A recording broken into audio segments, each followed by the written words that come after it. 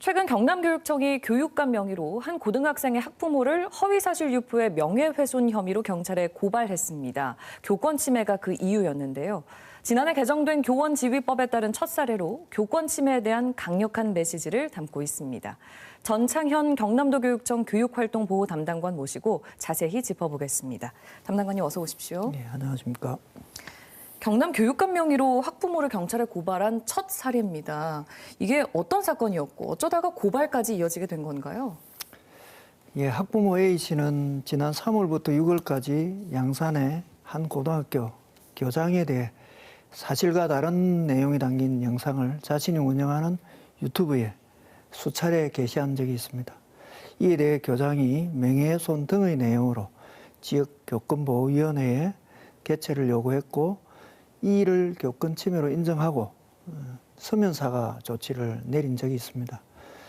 서면사가 이행을 5차례나 요구를 했지만 이 학부모는 이를 이행하지 않았습니다.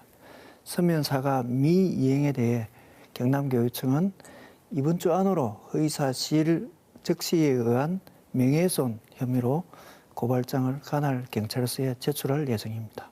결국에는 사과를 하라라는 거였는데 그걸 이행하지 않아서 지금 고발까지 이어지게 된 거군요. 네. 교권 침해를 막기 위해 개정된 교원지휘법만으로는 한계가 있었던 걸까요?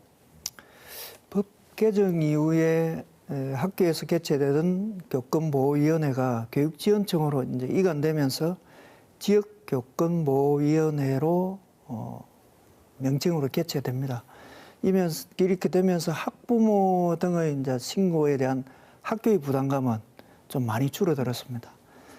그렇지만 학생에 대한 조치 중에 교육적 선도의 기능이나 조정 기능이 좀 미흡하고 아동 학대와 관련된 그러니까 정당한 교육 활동을 아동 학대로 보지 않는다라는 이런 법조항이 신설된 내용이 있습니다. 그런데 이러한 법조항이 신설되었음에도 불구하고 무고성 아동학대 신고는 멈추지 않고 있습니다. 그리고 이번 사건과 같이 교권 침해 사건에 대해 지역교권보호위원회가 서면사과라는 조치를 내렸지만도 학부모가 이를 이행하지 않으면 이에 대한 강제 조항이 없는 한계 등이 있습니다. 그렇군요. 근데 이 교육감 고발제 사실 어감만으로도 좀 강하기는 합니다.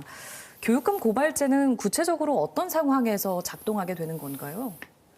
교원의 지위 향상 및 교육활동 보호를 위한 특별법, 일명 교원지법이라고 하는데요. 이 법 제20조의 4항에 관할청은 교육활동 침해 행위가 관계 법률의 형사처벌 규정에 해당한다고 판단되면 관할 수사기관에 고발할 수 있다라고 되어 있습니다. 이것이 이제 교육감 고발제입니다. 경남교육청은 작년에 교권 강화 방안을 발표하면서 형법 등을 위반하는 특이 민원에 대해서는 교육감 고발제를 시행하겠다라고 좀 강화한 적이 있습니다. 교육감 고발제는 첫 번째는 형법을 위반하는 특이 민원에 대해서 형사 고발을 하여 학교를 보호하기 위한 것이고요.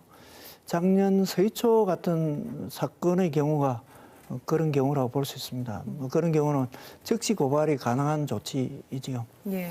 두 번째로 지역교권보호위원회 조치의 실행력 확보를 위해서 시행하는 경우입니다. 이번 교육감 고발제 저희들이 시행하겠다라는 것과 같은 네. 이런 경우라고 볼 수 있겠습니다. 뭐 말씀하신 대로 이제 특이 민원이라고 한다면 도를 넘는 악성 민원 같은 경우를 말을 하겠죠. 네. 이런 강력한 대처가 앞으로 교육 현장에 어떤 영향을 줄 거라고 기대하십니까? 이번 경남교육청의 교육감 고발로 인해 이제 악성 민원인이 줄어들 것은 뭐 자명한 사실인 것 같습니다.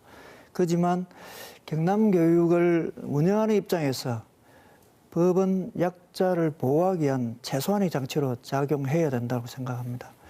저희들은 법이 학교로 들어와 가지고 망치고 있는 부적절한 사항을 답습하지 않으려고 지금 하고 있습니다.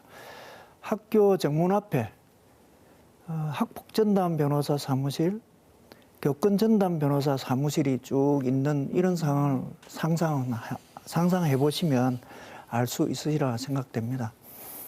이런 일이 생겨서는 안 된다고 생각합니다. 예. 기존 법률의 강화만이 능사가 아니고 만들어진 법을 공동체가 지켜야 함을 강조하고 싶습니다. 예. 네. 교육감 고발제가 작동되는 일이 없어야겠습니다만 예. 앞으로 교육 현장에서 좀 순기능으로 작동할 수 있기를 기대하겠습니다. 네. 말씀 잘 들었습니다. 감사합니다.